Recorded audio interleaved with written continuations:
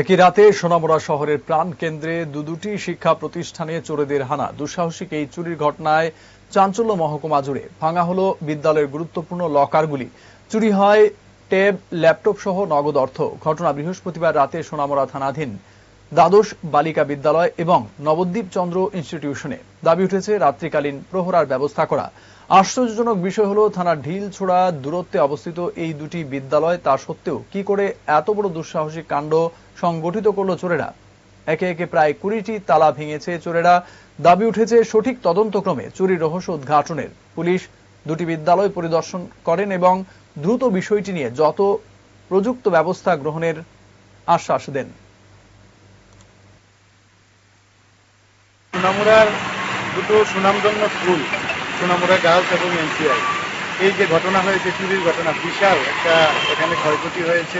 দুটো স্কুলে সবগুলো লকার ভেঙে বিভিন্ন নথিপত্র, অ্যাডমিশন ফি এগুলো নিয়ে গেছে।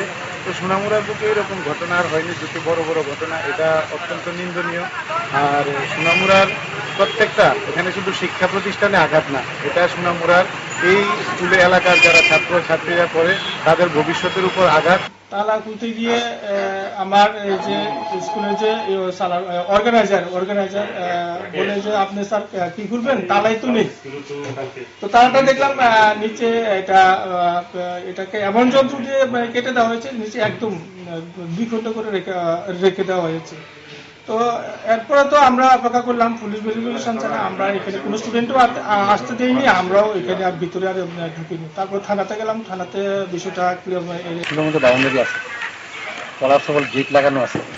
এরপরেও দেখা গেছে যে পলার সকল গেট এরা টাটার মেশিন টেশিনটা মনে আসছে। তো ম্যাক্সিমাম কাগজপত্র ডকুমেন্ট থাকে, তো এরা করছে। আমি যারা স্কুল কর্তৃপক্ষ আছে তাদের সাথে কথা বলছি, তারা কি হয়েছে কি হচ্ছে না আমরা কি করতাম না, সেটা কাগজপত্র ওগুলো করতো ঠিক আছে। লাগে এনসিনগর স্কুলও, এনসিআই স্কুলও আমি একটা খবর করে আসছি। ওখানেও কয়েকটা রুমের মধ্যে ঢুকছে, তারা কাজটা লাগছে। তো এটা তারাও কইতে পারতেছে না যে ঠিক আছে, কাগজপত্র আছে।